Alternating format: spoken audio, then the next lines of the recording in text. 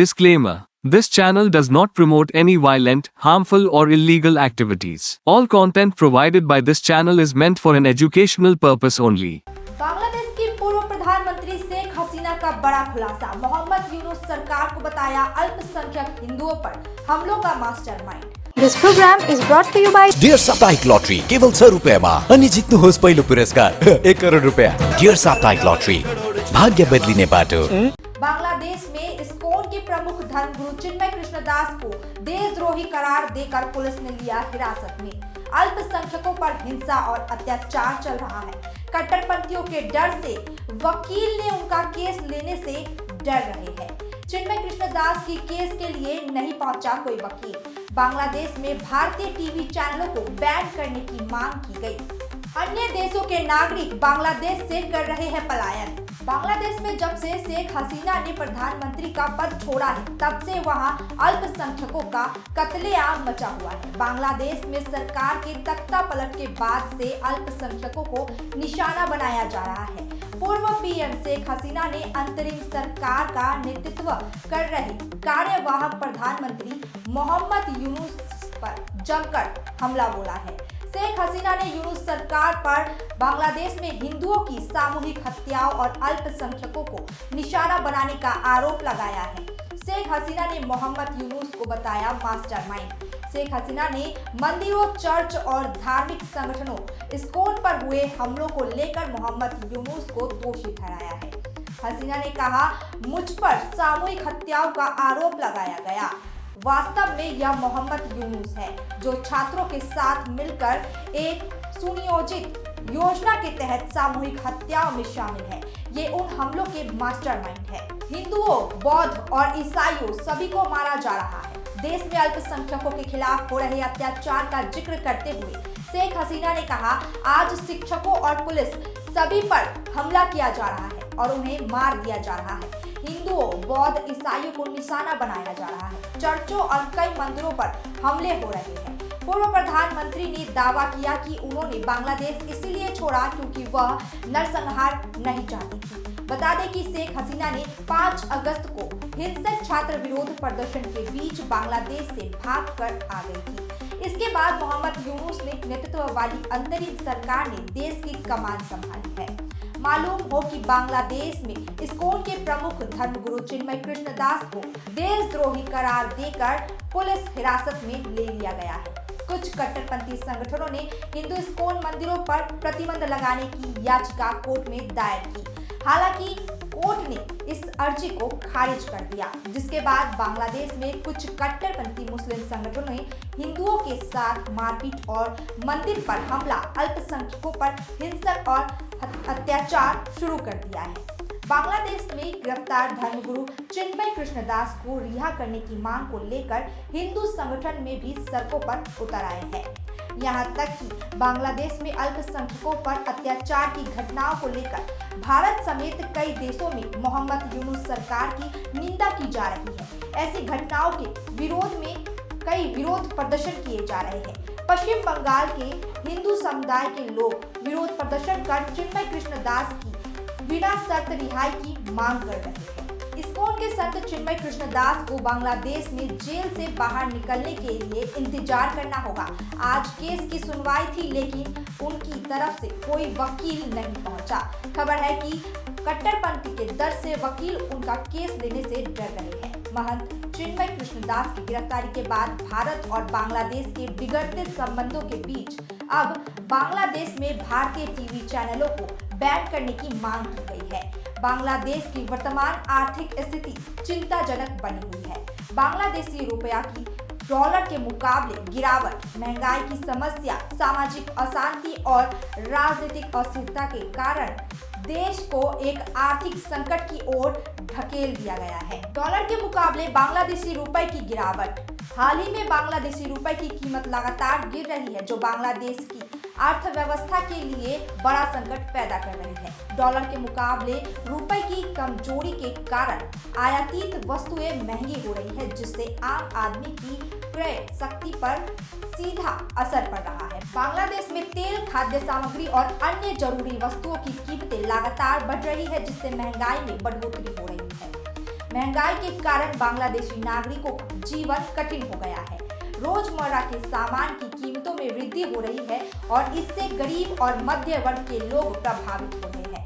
दैनिक जीवन में आवश्यक वस्तुओं की कीमतों में वृद्धि के कारण आम नागरिकों को अपनी आवश्यकताएं पूरी करने की मुश्किलें सामने কিন্তু এখন তো নেটের যুগ, যদিও আপনারা তো সবই দেখতে পাচ্ছেন, তারপরেও আমাদের কাছে বিস্তারিত কি আর শুনবেন, নেটে দেখতে না না নেটে নাই, এমনি অবস্থা কিরকম?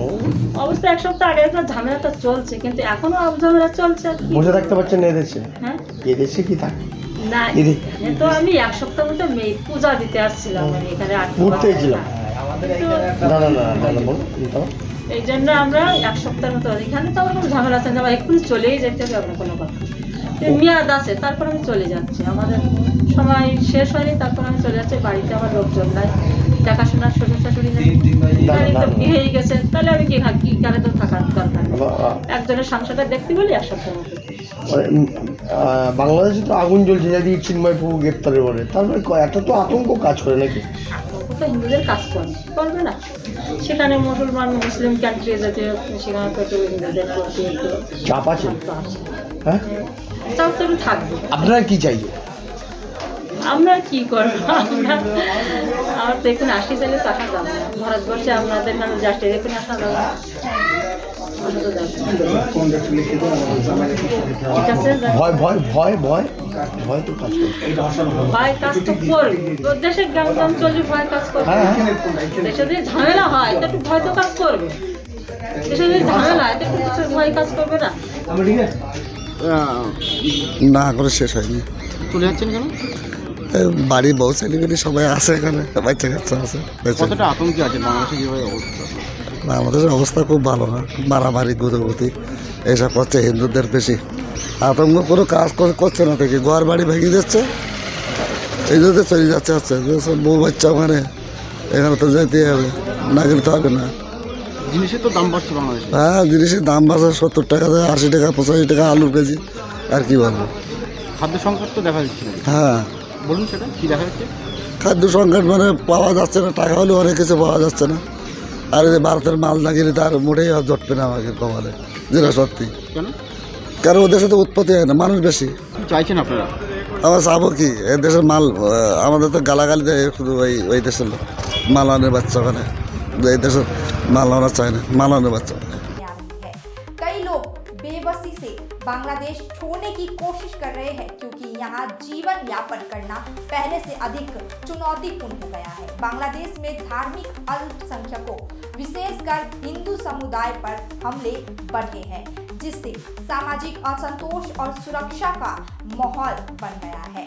इस धार्मिक तनाव ने बांग्लादेश में समाज को और भी विभाजित किया है। इसके साथ ही राजनीतिक अस्थिरता और भ्रष्टाचार ने प्रशासन की कार्य क्षमता को प्रभावित किया है, जिससे लोगों में सरकार के प्रति असंतोष बढ़ रहा है। नागरिकों को लगता है कि उनकी समस्याओं का समाधान सरकार के पास नहीं है और इसका असर समाज में असंतोष और असुरक्षा की भावना को बढ़ा रहा है। इस कठिन समय में बांग्लादेश से भारतीय नागरिकों और अन्य देशों के नागरिकों का पलायन तेजी से बढ़ रहा है। सीमा पर बांग्लादेशी नागरिकों और भारतीयों के बीच आवाजाही बढ़ी है। वीजा समाप्त होने पर लोग भारत की ओर रुख कर रहे हैं क्योंकि उन्हें यहाँ जीवन में अधिक सुरक्षा और स्थिरता महसूस हो रही है। बांग्लादेश के नागरिकों के लिए अपने देश में रहना अब पहले जैसा सामान्य नहीं रहा और कई लोग बेहतर भविष्य की तलाश में विदेशों में बढ़ते ही सोच रहे हैं। अब देखना ये होगा कि इन सब के बीच बांग्लादेश सरकार और बांग्लादेश के पड़ोसी देश क्या कुछ निर्णय लेते हैं। Are you looking for a best boarding school in West Bengal? We got you. Welcome to Mayur School, Siliguri. In collaboration with Mayo College General Council, Ajmer. Why Mayur?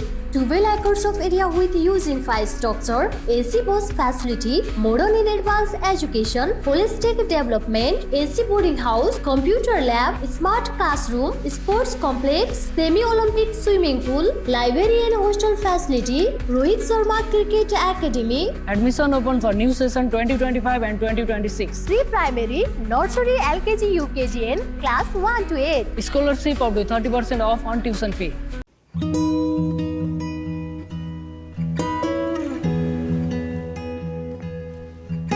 समय में रोपेको बिरुवाले बेला बेला मलजल पाए एक दिन रुख भएर फलफुल दिन्छ।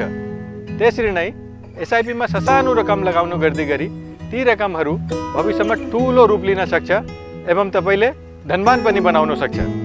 घर बनाउन, उच्च शिक्षा लिन, सुख साधन किन्न, सम्मानित रिटायरमेन्ट जीवन जिउन होसमा जोश मिलाई एसआईपी में लगानी गरी भविष्य बनाउनुहोस्। म्यूचुअल फंड निवेश बाजार के जोखिमों के अधीन है। योजना से जुड़े सभी दस्तावेजों को ध्यान से पढ़ें। क्या आप विश्वास करेंगे? ब्रांडेड फर्नीचर अब खरीदें, बाद में पेमेंट, बाय नाउ पे लेटर, वो भी नो कॉस्ट EMI पर, साथ ही 55% का धमाकेदार डिस्काउंट। इस फेस्टिव सीजन में अपने मनपसंद या कस्टमाइज्ड फर्नीचर को घर लाएं बिना किसी पेमेंट के। हमारा विशाल शोरूम आपका इंतजार कर रहा है। सिलेक्शन फर्नीचर, आपके घर का सबसे सुंदर हिस्सा। Orchid building opposite Vega mall, 3rd mile next to Zudio, below Tata motors, Siliguri. Call 9735611336। Nagaland सरकार डियर 500 सुपर मंथली लॉटरी पहिलो पुरस्कार 2.5 करोड़ ग्यारेंटीड र धेरै पुरस्कारहरू। टिकट 500 रुपियाँ। ड्र 14 डिसेम्बर। पहिलो पुरस्कार बिक्री भएका टिकटबाट। डियर 500 सुपर मंथली लॉटरीमा 2.5 करोड़ विजेता अनवर। के तपाई हुनुहुन्छ यसपालिको करोडपति?